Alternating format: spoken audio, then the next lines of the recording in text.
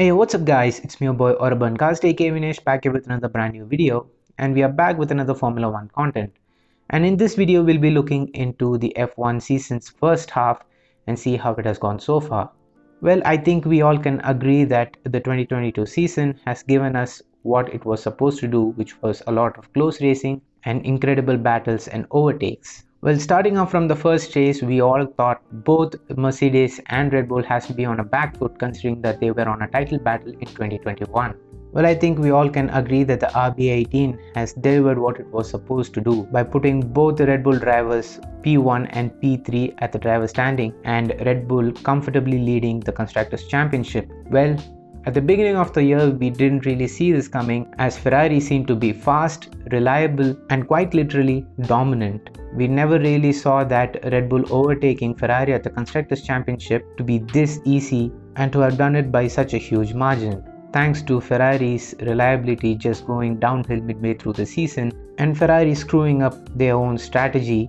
Well, both Max Verstappen and Red Bull Racing are comfortably leading Charles Leclerc and Ferrari at the Drivers' and Constructors' Championship title, with both Red Bulls retiring at the first race of the season and both Ferraris finishing 1-2 on the first race of the season. We never really saw this result coming, did we? But as usual, thanks to Ferrari's strategy and the Ferrari's reliability just going downhill midway through the season,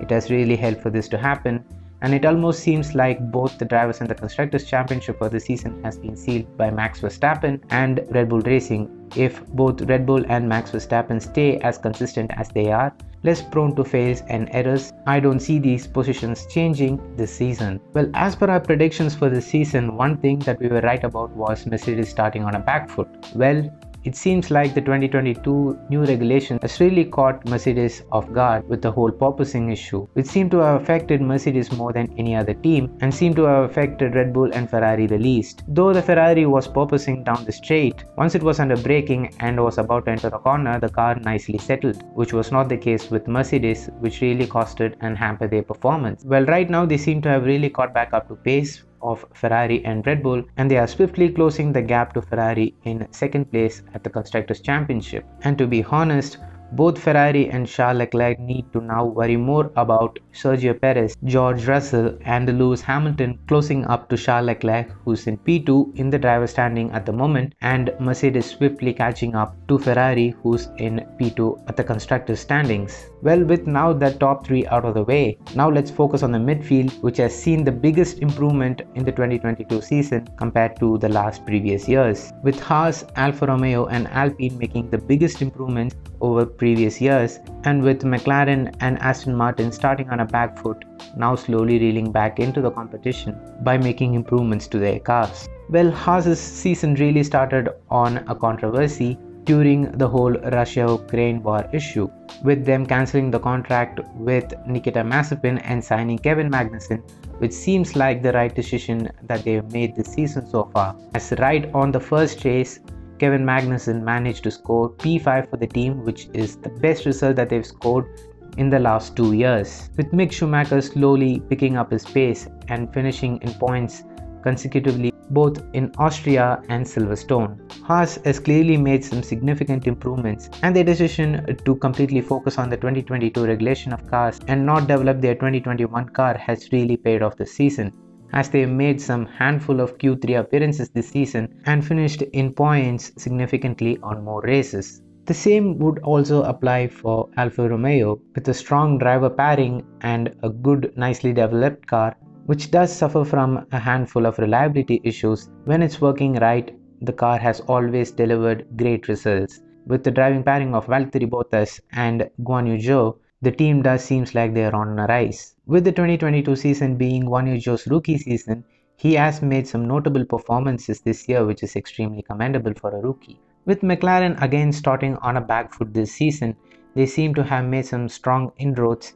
and improvements over the first half of the season, managed to finish on podium once with Lando Norris in Imola due to Charles Leclerc's costly mistake. Though McLaren is improving their car consistently, both the drivers of the team finds the car still to be difficult to drive and hard to get used to. with Lando Norris still managing to extract some decent results for the team. Alpine F1, which has the 4th best car on the grid in the 2022 season so far, again made some swift improvements to their cars and making it consistently better and stay where it is right now. And with having a strong driver pairing who can deliver a consistent result when the car is running fine without any reliability issues, with Fernando Alonso having the worst of the reliability issues for Alpine at the first half of the season, though his car seemed to be working fine in the last couple of races, with now the midfield battle for the 4th place in the constructors being between Alpine and McLaren. Aston Martin had a shocking start to the season, with both the cars struggling to get out of Q1 at the Bahrain Grand Prix, but they have made some swift improvements and brought some huge upgrades to their cars, which right now looks significantly different from what the car looked like at the start of the season. The car seemed to have picked up some performance,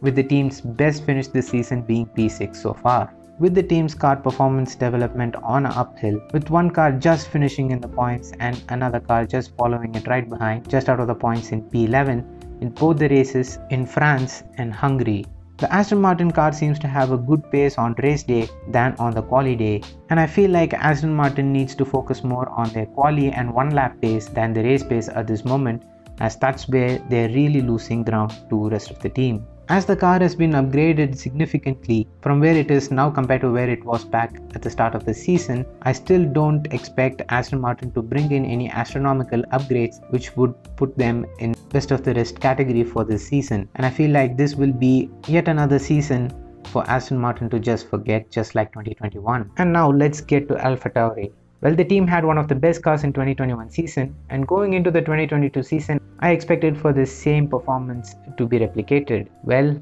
it seems like either the car is there or it's not. It fits for a certain tracks, but it doesn't for another, and the performance keep fluctuating from one to another, with Pierre Gasly visibly struggling with the new 2022 season car, though he slowly seems to be getting up to pace with it. Yuki Tsunoda has really stepped up his performance this season compared to his rookie season back in 2021, but he's still prone to a lot of driver errors, like his crash right out of the pit box at Canada, or his spin on the Hungarian Grand Prix, or even his crash into Pierre Gasly at the Silverstone Grand Prix, which ironically also affected Max Verstappen's race, as the debris from the AlphaTauris crashing into each other at Silverstone, giving Max Verstappen's car's underbody floor damage, making him lose the lead of the race and finishing just in P7 as a damage control. So that is the quick summary on the AlphaTauri's race this season so far. From what I've seen so far, AlphaTauri seems like they have the 6th best car on the grid, and on a good day it really shines and stays in the points with at least one of the drivers, or it's at the back of the grid.